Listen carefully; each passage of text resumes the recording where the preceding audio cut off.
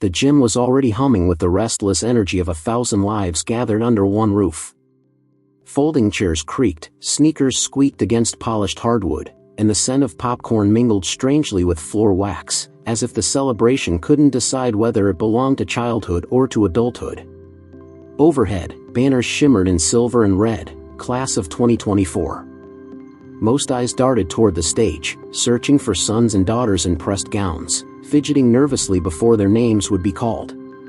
But a different kind of attention began to ripple across the room the moment Solomon Drayton walked in. He wasn't late.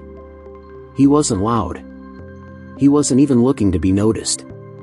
A Marine never enters to be seen, he enters with purpose, shoulders square, spine carved from discipline, eyes carrying the stillness of someone who has already measured the world and decided where he stands.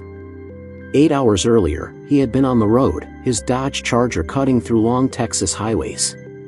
The car still held the faint perfume of his late wife, embedded in the leather seats, stubborn like memory itself. In the glove box, folded at the edges and fading with years, was a photograph of her holding their son, Tyrone, swaddled in hospital blankets. Before stepping out into the parking lot of Elmage High, Solomon touched the photo once, whispered, "I promised you I wouldn't miss it." Inside the gym, he showed his ticket. 3rd row, left side, family seating. No questions asked. He lowered himself into the plastic chair, resting his palms on his thighs, posture straight, as if the act of sitting carried the same gravity as standing guard. He didn't fidget. He didn't scroll through his phone.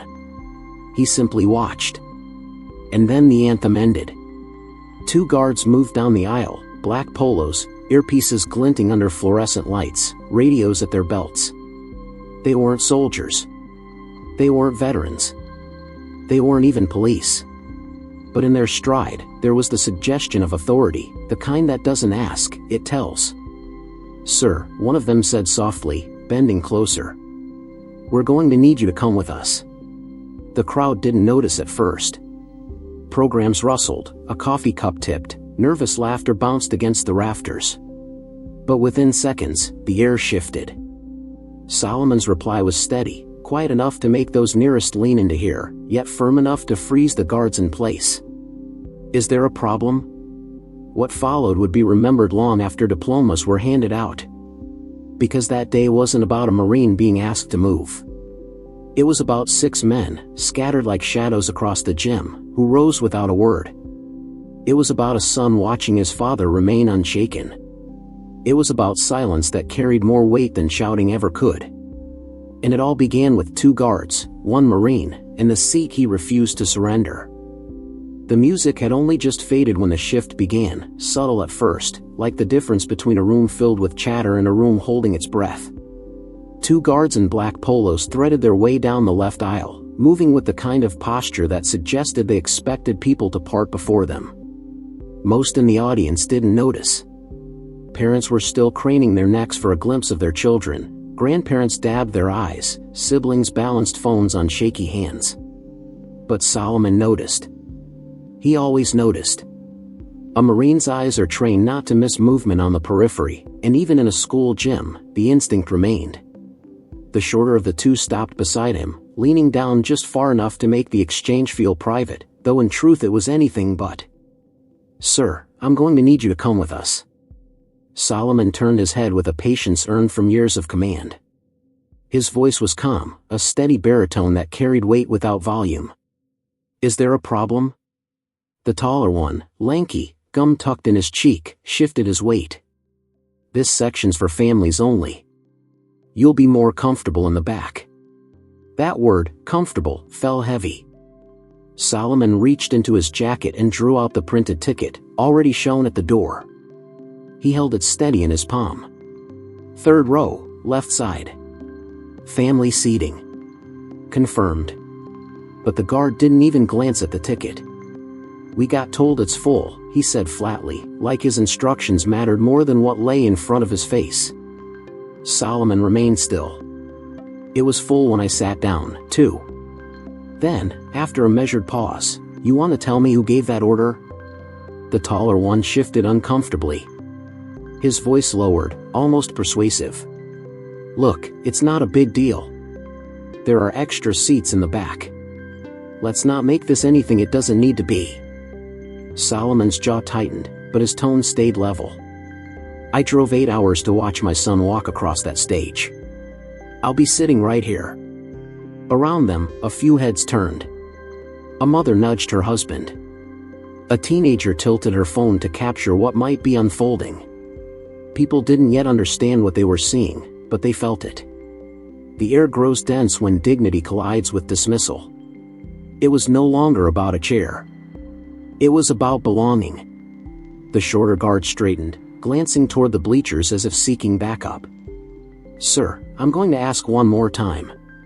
Solomon didn't flinch. You can ask all day. His voice dropped lower, firmer. I'm not moving. A silence spread outward like ripples. That silence contained every unspoken memory of times Solomon had been asked to step aside, to make space, to yield what he had earned by right. The words from the guard were new, but the message was older than both of them. The woman seated just beside Solomon leaned slightly toward him. She was older, pale-skinned, her voice a whisper filled with quiet defiance. Don't you let them move you. Solomon gave the smallest nod. He wasn't here to cause a scene. He was here to watch his boy. But he wasn't going to surrender that seat. The guards didn't back away. They hovered. Hovering isn't about maintaining order, it's about asserting dominance, reminding someone that the power in the room supposedly belongs to the uniform you wear, not the uniform you once earned with blood and service. And that was when the solution began to take shape, though no one named it aloud. From the far side of the gym, a man stood. No uniform. No words. Just a broad frame, arms folded, eyes sharp. He sat down in an empty aisle seat, gaze fixed on the guards. A few rows later, another man shifted to his feet. Then another. They didn't cluster. They didn't signal. They didn't even look at Solomon. But their presence told a story no microphone could carry. 6 men, scattered throughout the gym, each moving with the same quiet gravity, each standing as if the room itself required balance. Solomon didn't turn. He didn't need to. He recognized them without looking, brothers not by birth, but by fire. Men who had walked through dust and gunfire at his side, men who carried scars in places where sunlight would never reach. The problem was simple: 2 guards believed authority was measured in orders. The solution was simpler still: 6 men proved authority is measured in loyalty, in presence, in silent solidarity. And as the audience slowly realized what was happening, as whispers traveled faster than the names being called on stage, a lesson emerged that no diploma could teach. Sometimes the most powerful answer to injustice is not shouting, not pushing, not striking back, but standing, steady, and refusing to move. The tension in the gym was no longer confined to one row. It had seeped outward, a current running under the chatter and clapping, threading itself into the silence between notes of the school band. People were pretending to pay attention to the stage, but their eyes betrayed them. They kept drifting toward the 3rd row, where one Marine sat unmoved and 6 men, scattered across the bleachers, stood with the weight of mountains. For Tyrone, waiting in line with his classmates, the scene was almost unbearable. He had grown up knowing his father as both strong and gentle, the man who made sure the yard was mowed straight as a runway, but also the man who taught him how to tie a necktie twice because the first knot didn't feel right. He knew about the medals, the folded flag, the scars, but he had never seen the war follow his father home. Until now. From his place in line, Tyrone tried to read the body language. His father sat still, posture firm, eyes fixed forward. That look, the same one Tyrone had seen years ago when he came home crying from school, when words had cut deeper than fists. His dad hadn't stormed into the principal's office, hadn't raised his voice. He had simply put a hand on his son's shoulder and said, "Some battles are won without noise." Now, watching the 2 guards loom over his father, Tyrone felt the same lesson playing out in real time. The Marine didn't stand. The Marine didn't argue. He just was. And that presence alone unsettled men who thought authority was measured in how many times you could tell someone to move. But the lesson wasn't just for Tyrone. It was for everyone in that gym. Across the bleachers, a boy who had been recording on his phone whispered to his friend, "That's his dad? The Marine? Dude, look at those guys standing up. They're like soldiers." The friend shook his head, awestruck. "They don't need to say anything. You just know." A grandmother clutching a walker leaned over to her daughter. "That man's not going anywhere. And he shouldn't." Even the principal, standing at the edge of the stage, had noticed the disturbance. Her eyes shifted from the guards to the men rising like sentinels across the gym. She hesitated, the script in her hands forgotten. Something bigger than a graduation program was unfolding. And for those watching, a quiet question began to form inside. What would I have done? Would I have stood? Would I have spoken? Or would I have sat still and pretended not to see? That's the question that matters, not because everyone is called to be a soldier, but because everyone is called to recognize dignity when it's under pressure. The 6 SEALs didn't move for applause. They didn't stand to be heroes. They stood because their brother was seated, and that was enough. They stood because loyalty doesn't ask for permission, it simply answers when needed. And the message was contagious.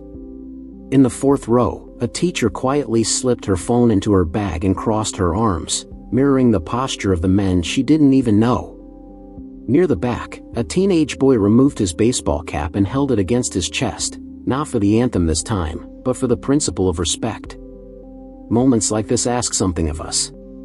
They whisper a challenge. When it's your turn, will you rise? When it's your friend, your neighbor, your parent, will you hold your ground? And perhaps the truest form of participation isn't in shouting down injustice, but in echoing dignity. Sometimes it's as simple as refusing to look away.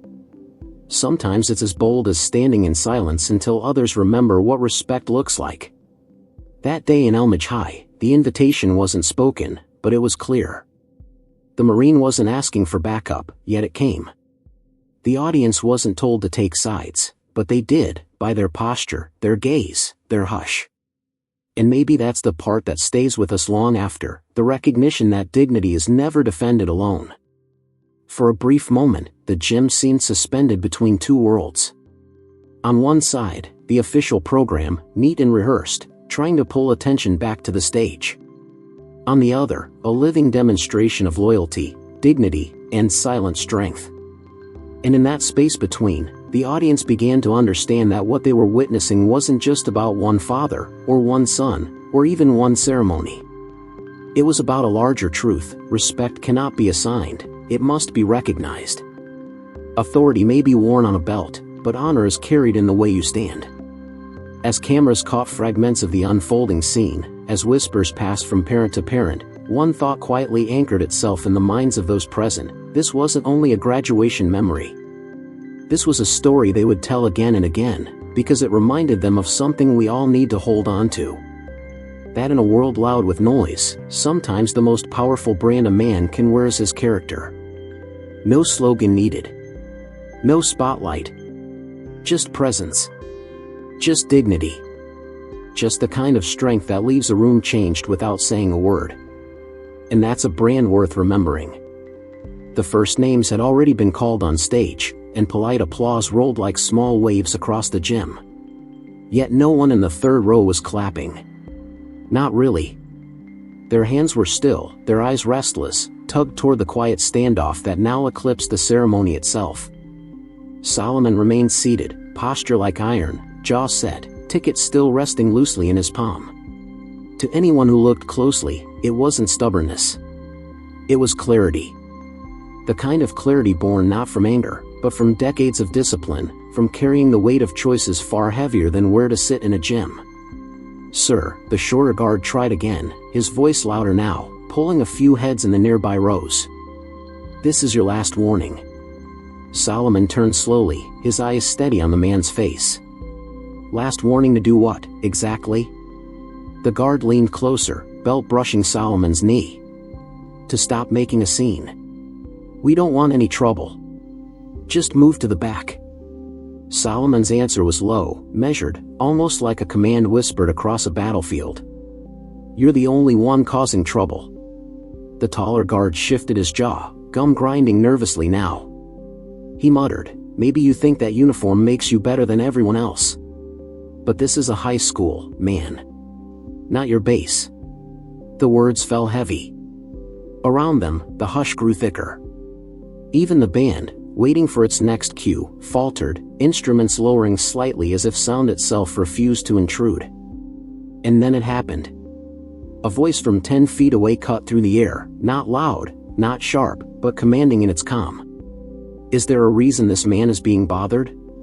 The speaker stepped into the aisle. Tall, salt and pepper beard, dark coat. His presence was quiet but absolute. Creed men. One of the 6. The one Solomon had dragged across the sands of Kandahar with bullets snapping overhead. The guards blinked. Their posture faltered. "Who are you?" one of them demanded. Creed didn't answer the question. He took a step forward. "I asked you something." The taller guard raised a hand defensively. "Sir, we've got this under control." "No," Creed said, his voice sharper now. "You don't." Another man rose from the far bleachers. Then another. Within moments, all 6 were standing, spread like anchors across the gym. They didn't cluster. They didn't speak. But the energy shifted like a tide turning. People in the audience started whispering, phones tilted higher. Parents who had been strangers moments before now exchanged glances of recognition. Something important was happening, something weightier than diplomas and tassels. The shorter guard's hand hovered near his radio, but Solomon's voice stopped him cold.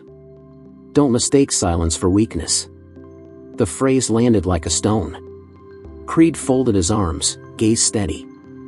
One by one, the SEALs adjusted their posture, not threatening, but unyielding. For Tyrone, still waiting in line, the sight burned into memory. He had grown up with fragments of his father's past, scarred hands, medals in a box, the folded flag above the bookshelf, but now, the past was alive in front of him. These weren't stories anymore. These were men. They had bled together, and now they stood together. His chest tightened with something between fear and pride. He wanted to run across the gym, to stand with his father, to shout that this was wrong. But he stayed. Because his father had taught him, presence is louder than noise. The principal, pale and trembling, finally stepped forward. She whispered urgently to the guards, her eyes darting toward the rows of parents now openly watching. Whatever she said was quiet but final. And then, slowly, the guards backed away. The tension didn't dissolve immediately. It lingered, heavy and unforgettable. But the message was clear, the Marine stayed where he was. The 6 SEALs lowered back into their seats, the crowd exhaled, and the ceremony stumbled forward again. Minutes passed, names called, hands shaken, diplomas exchanged. But no one in that gym was really thinking about the stage.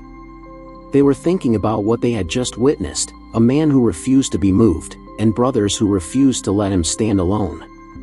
And when Tyrone's name was finally called, the room erupted. Not chaotic, but deliberate. The 6 SEALs clapped in unison, a rhythm that carried like thunder, and the audience followed. Tyrone walked across the stage taller than he had ever stood before. He found his father in the crowd, eyes meeting across the distance, and the smallest nod passed between them. A nod that said everything words could not. The applause for Tyrone's name lingered longer than the names before and after. It was not just for a student in a black gown, it was for what the audience had just witnessed, for the dignity they had seen defended without fists, for the quiet strength that refused to bow. But imagine, for a moment, if Solomon had stood up when ordered. Imagine if he had obeyed, if he had walked to the back rows, leaving an empty chair in the family section where his place belonged. What would Tyrone have seen then? A father who had driven 8 hours to keep a promise, relocated like a stranger. A Marine whose boots had walked battlefields, silenced by a rented badge and an earpiece. The lesson handed to a son on the day of his graduation would have been this: sometimes the world tells you to step aside, and you must. And the room would have accepted it. The crowd would have exhaled, tension dissolved not by justice but by submission. The diploma would still be handed out, the caps still tossed, the cameras still flashed, but something sacred would have been lost. Because when dignity yields, it doesn't just bend the one man. It bends everyone watching. It tells every witness that silence means compliance, that authority need not explain itself, that respect can be reassigned at will. That is the cost of not standing firm. Not just humiliation. Not just disappointment. But a crack in the foundation of how we teach our children to carry themselves in a world that too often mistakes noise for power. And yet, that is not what happened. Instead, a different lesson was written into the air that day. Tyrone saw his father hold his ground, not with shouting, not with violence, but with an unshakable calm. He saw 6 men rise, not because they were told, not because they sought the spotlight, but because loyalty does not expire. The room learned that respect is contagious. It spreads when one person refuses to surrender it. It multiplies when others decide to echo it.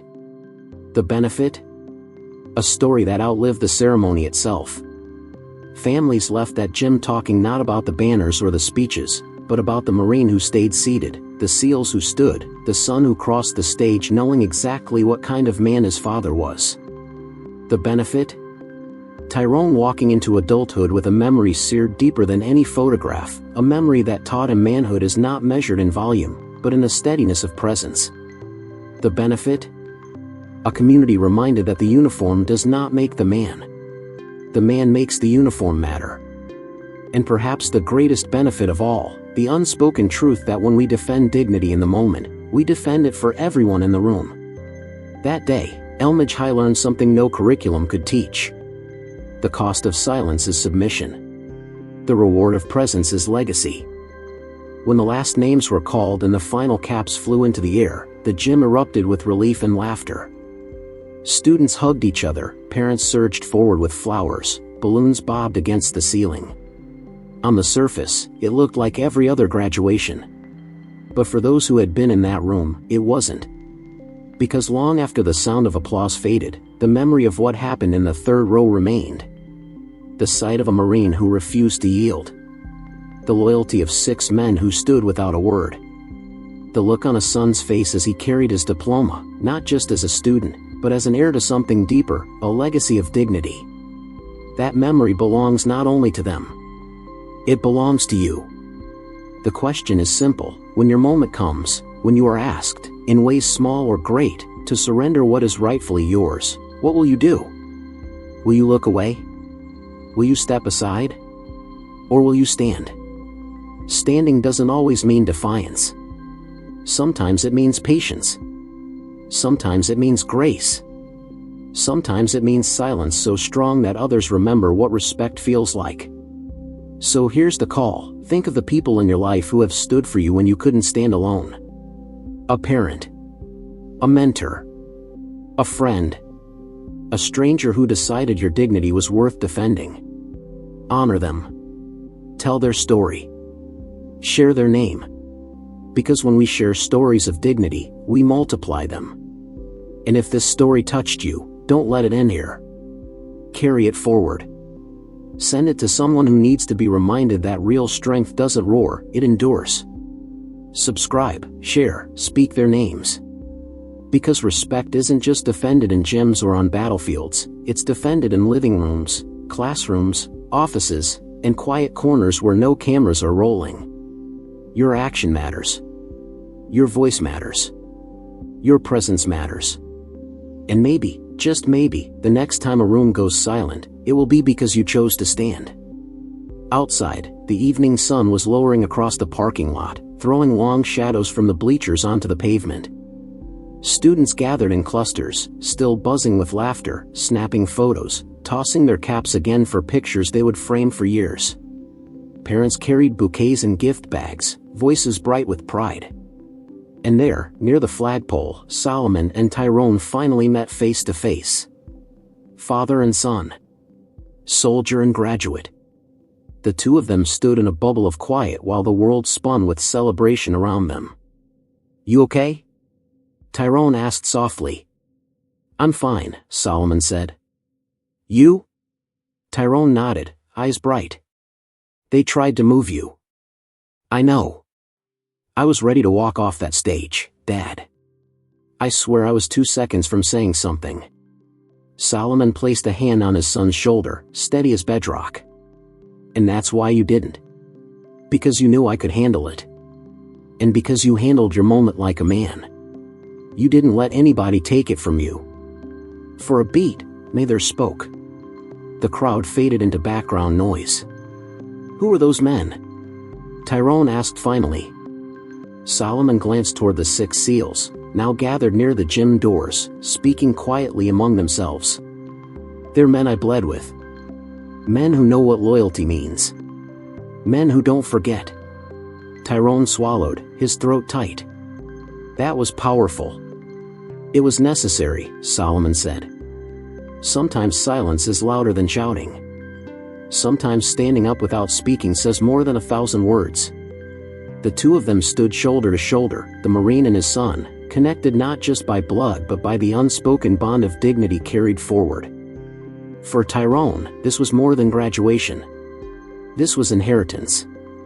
Later, when the parking lot had thinned and families were driving away, Solomon unlocked the Dodge Charger. The same car his wife used to drive to teacher conferences, to weekend road trips, to Sunday church. Tyrone ran his fingers along a scratch near the handle. She would have been screaming the loudest today. Solomon smiled faintly. She would have made us retake every photo until your smile was perfect. They climbed in, doors closing against the noise of the world. For a moment, it was just father and son, cocooned in silence. Tyrone turned. Dad, why didn't you say anything to those guards? You just sat there. Because I don't have to stand up for who I am, Solomon replied. And I don't need to raise my voice to be heard.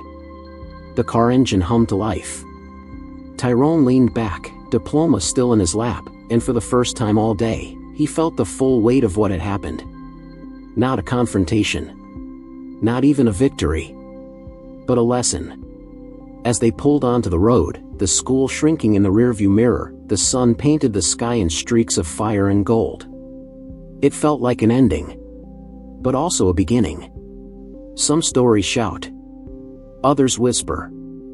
And some, like this one, sit in silence and are never forgotten. If this story moved you, don't keep it to yourself. Share it.